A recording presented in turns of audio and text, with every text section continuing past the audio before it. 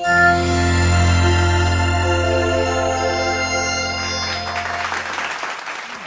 name is Karthik, and I'm extremely humbled today to be here and be part of this Empower 2.0 talks hosted by Yuvavarthi and Akila Raghavendra Foundation. So, very quickly, how many of the audience members have heard of Teach for India? If you can raise your hands. Okay, there's a good portion of people. And so I'm actually representing two aspects of my personality. One as an organizational representative, and two as an individual who's socially conscious and at the same time who's part of Hyderabad. So we are part of Teach for All. Teach for All has been around for the last decade or so, and its its vision is one day all children will attain an excellent education. And as you can see, there is all and excellent that are highlighted. Um, we truly believe that it need not be, or it should not be, a child who is born in a more privileged family. It could be, or it should be, every child, and that's the emphasis on the all. And also excellent education. And I truly believe that excellence is not just a function of the marks that you attain or the institutions that you go, but the way we see it is, as per the theme it says, right, for every child in school. Now, whether the child is in school or at home, as an individual, we would like to believe that excellence is defined as a pursuit of course, academic achievement, but also, most importantly, human values and mindsets that are necessary for an individual to go on, onto a lifetime of a journey, and also exposure and access to different kind of opportunities. If you actually click a little more, a couple of times, you'll see that the same vision holds not just in Teach for India, which has been around for the last 7 years, but across, there are right now over 40 countries which do the same thing. I mean, whether you are in Mexico or whether it's in United States or New Zealand, anywhere, inequity is there. Not every child is getting an opportunity to attain an excellent education, and it's important that we anchor ourselves into this very grand, majestic vision that one day all children will attain an excellent education. Um, so, who am I representing? What am I doing here? It's actually, I'm just one of the many thousands of people here who are working towards that vision that one day all children will attain an excellent education. And it's not possible with one individual. It is not possible in just restricting ourselves or constraining ourselves to one location or one geography. And it's just a collation of different pictures, different people. My own association with Teach for India in the last 4 years. So if you go to the next slide, very quickly, I'm originally from Hyderabad, but I was lucky to get an opportunity to study abroad. And a distant family friend sponsored my education for $45,000 without asking. So somebody believed in the potential of an individual, saying that, okay, if this individual gets an excellent education, maybe he or she will make the most out of it. And I took it up and I never looked back. I actually studied there for 4 years, and I worked for 5 years to knock off the loan of $45,000. So these are all the institutions that I was part of, just to work around my way to make sure that I repay back the loan that I got, the gift that I got. And for 9 years, I was thinking, what is my way of being Anand? His name is Anand. I thought never in my life I'll be able to loan, or let alone earn $45,000. So I thought my way of being it is like, maybe I should, I've heard of Teach for America then. They were coming to Hyderabad. So I thought I'll give my time. I'll give 2 years of my time, full time, to teach in a low income primary school or a government school. And actually, even before I go further, how many of you growing up, or even, I don't see children here, but how many of you thought you'll become a primary school teacher growing up? Okay.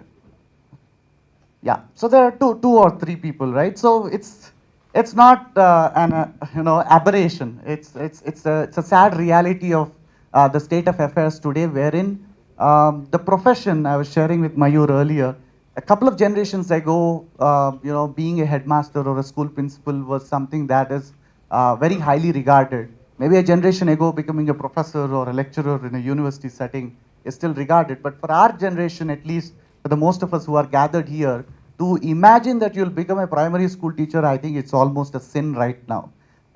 It's very sad. So, I mean, my journey is 9 years of going abroad, working, repaying loan, and then deciding to become a primary school teacher in a Tappa Chabutra area, Karwan, old city of Hyderabad, where I taught for 2 years.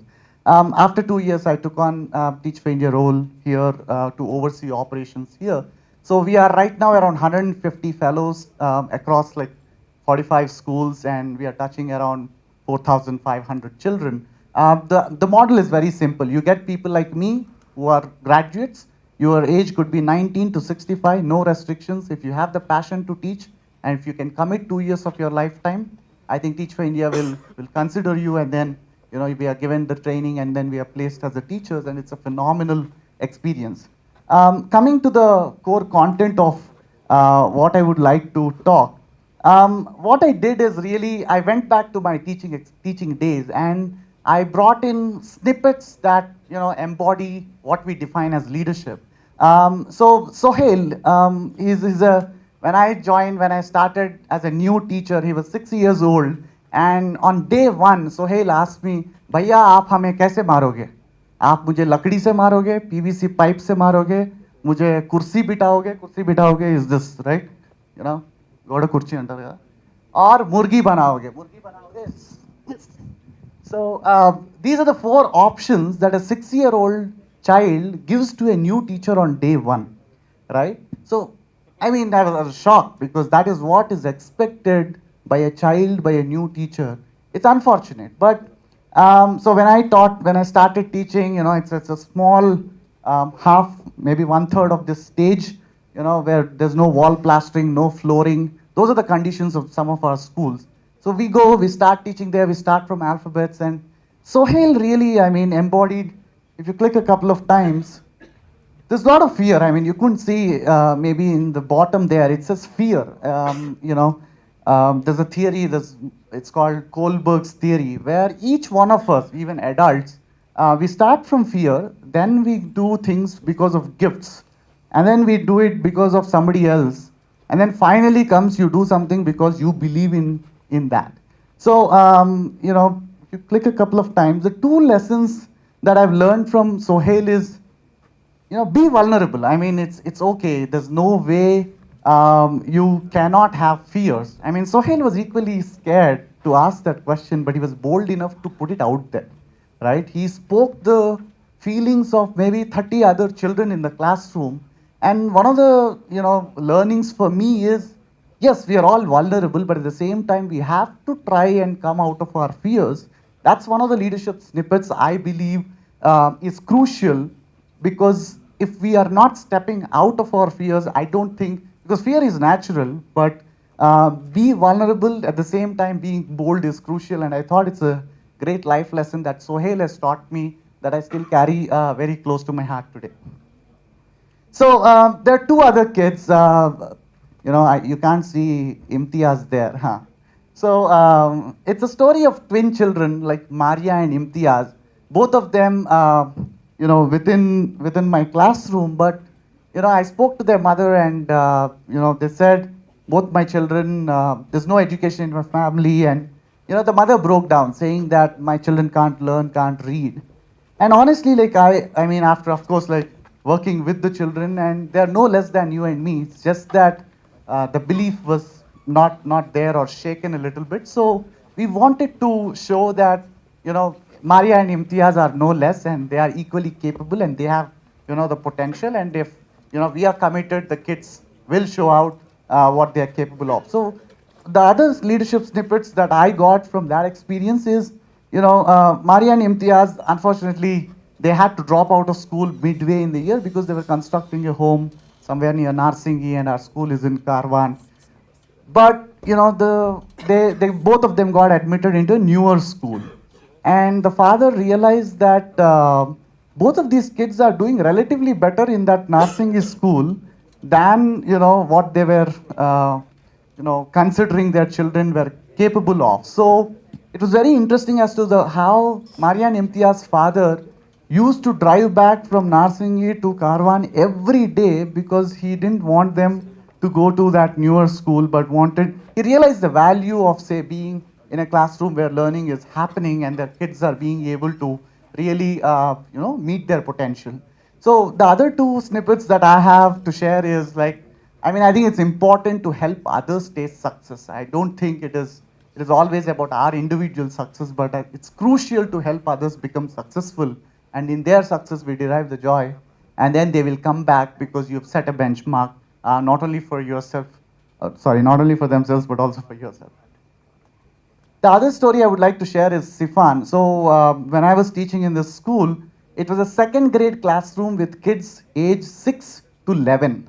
So it's a multi-year, multi-grade classroom. And Sifan is the eldest of them, 11 years age in grade 2. He went to a madrasa for 4 years. He didn't know a letter of English, but he was getting humiliated by other, similar age children. Hey, you are 11 years है अभी भी तू second class में पढ़ रहा है छोटे बच्चों के साथ बैठ के. And it was second grade, and in 2 years' time, we got him ready to go to seventh grade straight, and he's completed second, third, fourth, fifth, sixth, like all standards, like sheer hard work, determination. I think he had the hunger, and I think we gave him the resources on a timely basis so that he went on, and I'm happy to inform. So I recollect in 2012, I was there with him in second grade. He knew that by 2016, he has to write the 10th grade. He did write 10th grade this year, and then he passed out in grade. So it's just having a high bar for yourself and also for others around. I think it's extremely important not to belittle the potential or to ignore or to almost consider anybody lesser. And I think that belief is a fundamental thing. And I would like to share that the two people there are my parents. And when I chose to move back from the US to India, they thought he's done, he's crazy, he's gone, right? Earning whatever you're earning in Deloitte, you've worked close to a decade to get there, and then you want to come become a primary school teacher it was very emotional for them to see the classroom. I think conviction internally, I think it's extremely crucial. And maybe when we take these offbeat decisions, the family or the friends and everybody else won't give you a platform. Of course, this platform also, right? It takes a while for you to get there, but until then, you need to have the conviction to keep yourself going. You can actually click a couple of times. Yeah, so I think most important thing I derived from my own fellowship experience, the old gentleman there, I saw him 4 times in 2 years. I only saw him on, a Republic Day and an Independence Day. He used to come and he used to buy, the national flags, and he used to pin to the children for all of my classroom children. So I think, in general, sometimes especially in the entrepreneurial decision making, you almost feel like you are lonely, but I think it's far from reality. There are a lot of like-minded people. There are a lot of people who really want to support and see the success of not only yourself, but the stakeholders that we are touching. So it's important to communicate, collaborate, and co-create with people around and find people who want to do something, and it's important for us to keep that in mind. And the final bit is I do want to share the story of Kamran. So we went to this, Nehru Zoological Park. It was April and it was hot, like 44 degrees. And yet Kamran wouldn't take away his sweatshirt, right? And he was adamant that I will be like this. I know, but I want this on my body. And each one of us, as children, I think it's very, very natural to have fun. And I think somewhere we lose it, or at least I sense that we kind of become a little bit serious. So I think that's one of the important lessons for me to, of course, laugh with others and not at others. That's a crucial one as well. Finally, I think, click a couple of times. Yeah, that's it. So my synthesis or my takeaway from all of this journey has been purely 3 commitments. Of course, everybody's on a different journey. Everybody's got, a leadership angle. But I think three things, right? If you want to be in a position of service or leadership or entrepreneurship or change making, it is important we are committed to our own personal transformation, because I think it's extremely crucial for us to change ourselves before anything else. And some of these things that I shared earlier from the student stories resonate with this commitment to personal transformation. I think unless we are learning and growing, I don't think there is any hope to change anything else outside of us. Then the second thing is commitment to collective action. Extremely important to not be lonely along this journey, but be able to go along with a group of people and be inclusive in our approaches, so that we are co-creating the future. And it's not a journey of a self alone, but it's a journey of all of us. And the final one is a commitment to educational equity, because I think irrespective of where we are in our on our respective journeys, our country and the demographic dividend will not play out until all of our children meet their true potentials. And for that, we truly need access to excellent quality education. And excellence is a long journey as well. So it's important that we stay true to at least or all of these three commitments: commitment to personal transformation, commitment to collective action, and commitment to really solving the problem in the long run. Because if not for any of these things, it's very hard to keep us going in a way that makes us or takes us closer to the vision that one day all children will attain an excellent education. So with that, I would like to thank you and thank Yuva Bharati and Akila Raghavendra Foundation for giving me this opportunity. So thanks a lot. Yeah.